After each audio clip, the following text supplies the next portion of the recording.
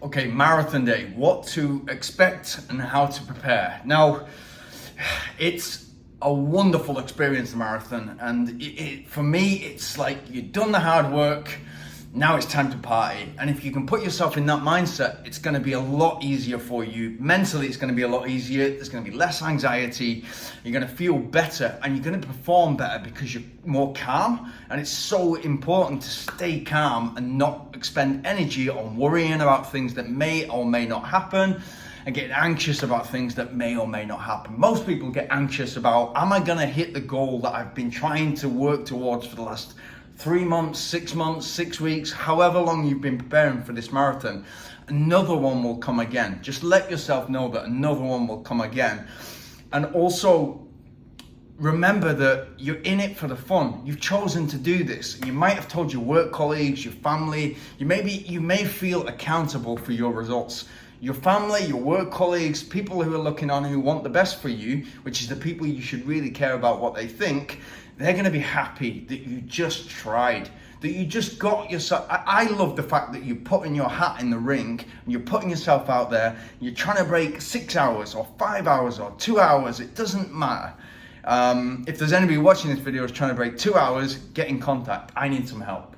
But it's about putting yourself out there. And if you can do that, then I think you've already succeeded. And if you can put yourself in that frame of mind, it gives you a lot of mental clarity and a lot of freedom, mental freedom, in order to perform your best on race day. But what to expect?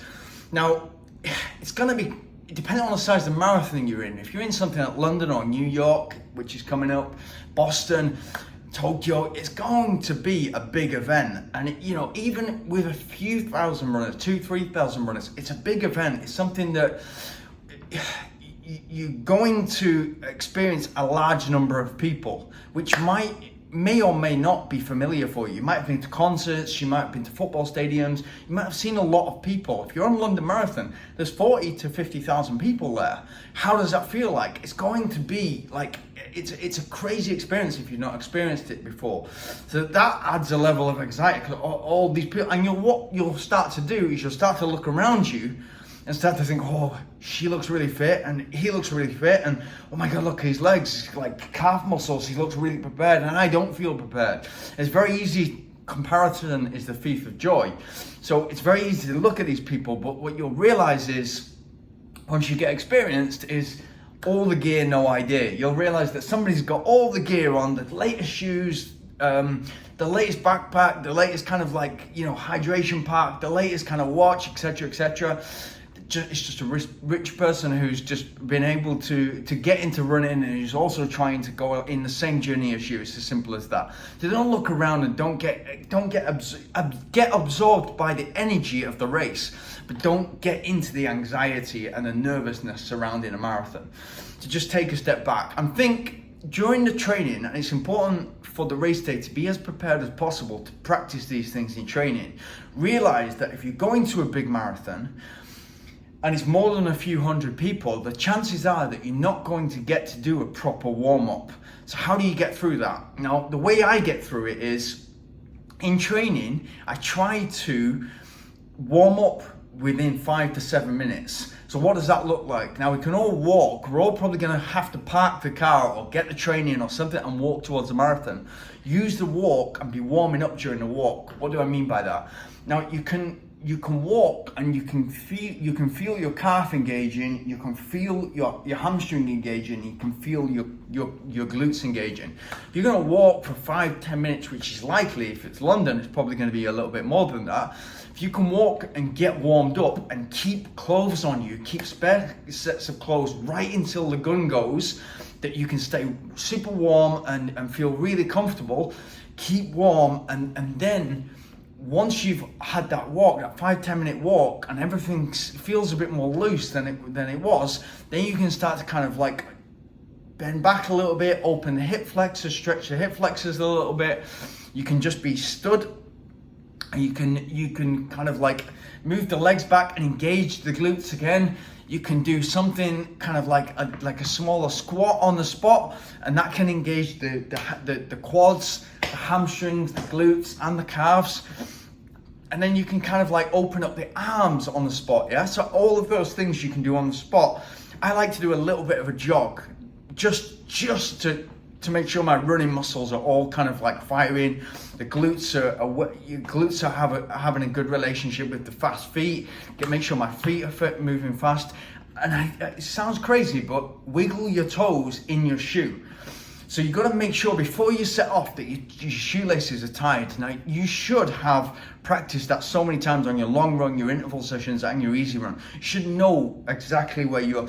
But the tendency is, with nervousness, to tie them really tight because you don't want your shoelaces to undo during the race, because there's something in the back of your mind. These got to be really tight because they've got to last for 26 miles or 42k.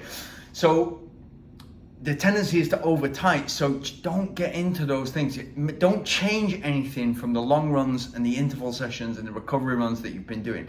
Nothing changes. To get used to doing a really short warm up, get used to kind of moving your body and getting ready, and start slow. So important not to get carried away. There's going to be people rushing forward. All that nervous energy is going to want to come out. Settle back and make sure that the first kilometers, the first couple of miles, are the slowest of the race for you. And what that will do is it will keep your heart rate really low, so that once you start to kind of come to the point where you need to start pushing and digging deep, you've got those reserves because you've not wasted that energy early on in the race. The marathon it's a long way. Even if you're prepared, it's a long way, but it's going to start getting hard in the second half, and then it's going to start getting really hard in the final quarter, even if you're really well prepared. If you're pacing it, if you're trying to get the most out of yourself, it's going to get hard at some point, and you need to get ready for that. So the mental preparation is, okay, today is going to be a party, but at some point it's going to get tough, and at some point I need to dig deep, and at some point I need to figure out, who am I? And that's what I have a mantra on the start line. It's like, how much do you want it? It's an Oasis lyric by Noel Gallagher, but it's like, how much do you want it? And that alone, it just kind of like, from all the chaos surrounding the start of a marathon and the early stages of a marathon, all that chaos, it just clicks me back into the zone. I mean, okay, how much do you want it? How much work have you put into this? How many hours training? How many hours in the gym? How many hours all the cross training? And how many years have you been working up to this point, and how much you want it? And that really clicks me back into it. So and also think, who am I? Like, who am I? Am I the type of person that gets to something that's difficult and sees it through? It's really difficult. I'm probably a bit scared. I'm a bit nervous. I'm a bit anxious, but I'm going to make this possible. And if you can do that, and if you've got that skill to approach something that seems daunting, a bit like public speaking, but you can step up to the plate and hit it out of the park. And hitting out of the park and running just means that you can go and you've got your hat in the ring. Sorry for all these terms, but you've got your hat in the ring, and you just make it happen. And even if your sub 4 hour marathon doesn't quite happen, and it's a 4:20 or a 4:30, but for some portion of that race you held it together, that's a success. You succeeded for 26 kilometers, not 42 kilometers, or you succeeded for 35 kilometers, not 42 kilometers. At some point, the wheels fell off, and then you can go back and change your training, or add more long runs, or add more stamina, add more endurance, add more speed work, whatever you need to do in order to make the next one right. It's a journey. It's a journey, and and the most amazing part is that you've embarked upon this journey. So feel like you've already done the hard work. This is the party, but you got to focus.